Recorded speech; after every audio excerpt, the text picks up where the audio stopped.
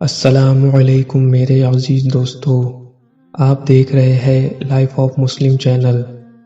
اگر آپ اس چینل پر نئے ہیں تو ابھی سبسکرائب کریں اور ساتھ ہی لگے بیل آئیکن کو بھی دبا دیں تاکہ آپ آنے والی نئی ویڈیوز بالکل بھی مس نہ کر سکیں۔ فرعون نے ایک بار خواب دیکھا کہ اس کا تخت اوندھا ہو کر گر گیا ہے۔ فرعون نے کاہنوں سے اس کی تعبیر پوچھی تو انہوں نے بتایا کہ ایک ایسا بچہ پیدا ہوگا جو تیری حکومت کے زوال کا باعث ہوگا۔ فرعون کو اس بات کی فکر ہوئی اور اس نے بچوں کو مروانا شروع کر دیا۔ جو بچہ کسی کے یہاں پیدا ہوتا وہ اسے مروا دیتا۔ حضرت موسیٰ علیہ السلام جب پیدا ہوئے تو اللہ نے موسیٰ علیہ السلام کی ماں کے دل میں یہ بات ڈال دی کہ اسے دودھ پلاؤ، اور جب کوئی خطرہ دیکھو تو اسے دریا میں ڈال دو۔ چنانچہ چند روز حضرت موسیٰ علیہ السلام کی ماں نے حضرت کو دودھ پلایا۔ اس عرصے میں حضرت موسیٰ علیہ السلام نہ روتے تھے، نہ ان کی گود میں حرکت کرتے تھے، اور نہ آپ کی بہن کے سوا کسی کو آپ کی ولادت کا علم تھا۔ پھر جب 3 ماہ کا عرصہ گزر گیا تو موسیٰ علیہ السلام کی ماں کو کچھ خطرہ محسوس ہوا، تو خدا نے دل میں یہ بات ڈال دی کہ اب تو موسیٰ علیہ السلام کو ایک صندوق میں بند کر کے دریا میں ڈال دے، اور کوئی فکر نہ کر، ہم اسے پھر تمہاری گود میں لے آئیں گے۔ چنانچہ موسیٰ نے ایک صندوق تیار کیا اور اس میں روئی بچھائی اور موسیٰ علیہ السلام کو اس میں رکھ کر صندوق بند کر دیا، اور یہ صندوق دریائے نیل میں ڈال دیا۔ اس دریا سے ایک بڑی نہر نکل کر فرعون کے محل میں گزرتی تھی۔ فرعون ماں اپنی بیوی آسیہ کے نہر کے کنارے بیٹھا تھا۔ جب ایک صندوق نہر میں آتے دیکھا تو اس نے کنیزوں اور غلاموں کو صندوق نکالنے کا حکم دیا۔ وہ صندوق نکال کر سامنے لایا گیا۔ کھولا تو اس میں ایک نورانی شکل فرزند جس کی پیشانی سے وجاہت و اقبال کے آثار نمودار تھے نظر آیا۔ انہیں دیکھتے ہی فرعون کے دل میں محبت پیدا ہوئی، لیکن قوم کے لوگوں نے اسے ورغلایا اور کہا کہ ممکن ہے یہی وہ بچہ ہو جس نے آپ کی حکومت کو برباد کرنا ہے۔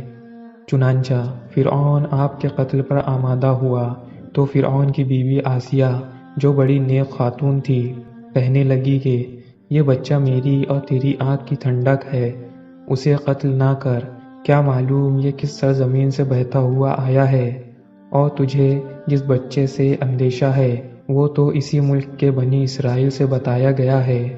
آسیہ کی یہ بات فرعون نے مان لی اور حضرت موسیٰ علیہ السلام فرعون کے محل میں ہی رہنے لگے، اور فرعون نے آپ کو دودھ پلانے کے لیے دائیاں بلائی، مگر حضرت موسیٰ علیہ السلام کسی دائی کا دودھ نہ پیتے تھے۔ اب فرعون کو فکر ہوئی کہ اس بچے کے لیے کوئی ایسی دائی ملے جس کا یہ دودھ پینے لگے۔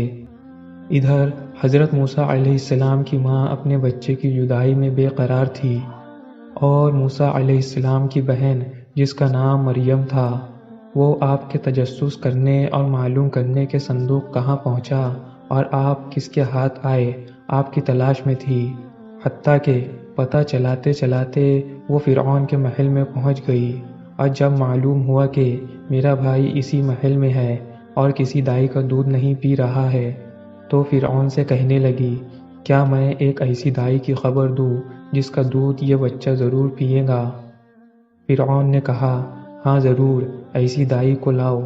چنانچہ وہ اس کی خواہش پر اپنی والدہ کو بلا لائی، اور جب وہ آئی تو موسیٰ علیہ السلام فرعون کی گود میں تھے اور دودھ کے لیے رو رہے تھے۔ فرعون آپ کو بہلا رہا تھا۔ جب آپ کی والدہ آئی اور آپ نے ان کی خوشبو پائی تو آپ چپ کر گئے اور اپنی والدہ کا دودھ پینے لگے۔ فرعون نے پوچھا، تو اس بچے کی کون ہے جو اس نے کسی دائی کا دودھ نہیں پیا اور تیرا جھٹ پی لیا؟ انہوں نے کہا، میں ایک پاک صاف عورت ہوں، میرا دودھ خوشگوار ہے، جسم خوشبودار ہے، اس لیے جن بچوں کے مزاج میں نفاست ہوتی ہے وہ اور عورتوں کا دودھ نہیں پیتے ہیں، میرا دودھ پی لیتے ہیں۔ فرعون نے بچہ انہیں دیا اور دودھ پلانے پر انہیں مقرر کر کے فرزند کو اپنے گھر لے جانے کی اجازت دے دی۔ چنانچہ آپ موسیٰ علیہ السلام کو گھر لے آئی اور اللہ تعالیٰ کا یہ وعدہ پورا ہو گیا کہ ہم اسے پھر تمہاری گود میں لائیں گے۔ اس طرح موسیٰ علیہ السلام کی پرورش خود فرعون ہی کے ذریعے ہونے لگی۔ آپ دودھ پینے کے زمانے تک اپنی والدہ کے پاس رہے۔ اس زمانے میں فرعون انہیں ایک ایک اشرفی روزانہ دیتا رہا۔ دودھ چھوڑنے کے بعد آپ موسیٰ علیہ السلام کو فرعون کے پاس لے آئی اور آپ وہاں پرورش پاتے رہے۔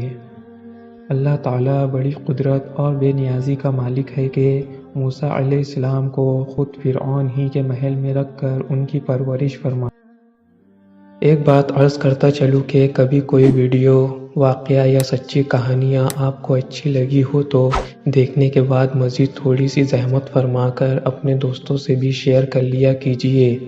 یقین کیجیے کہ اس میں آپ کا بمشکل ایک لمحہ صرف ہوگا، لیکن ہو سکتا ہے کہ اس ایک لمحے کی اٹھائی ہوئی تکلیف سے آپ کی شیئر کردہ تحریر ہزاروں لوگوں کے لیے سبق آموز ثابت ہو۔ جزاک اللہ خیرہ۔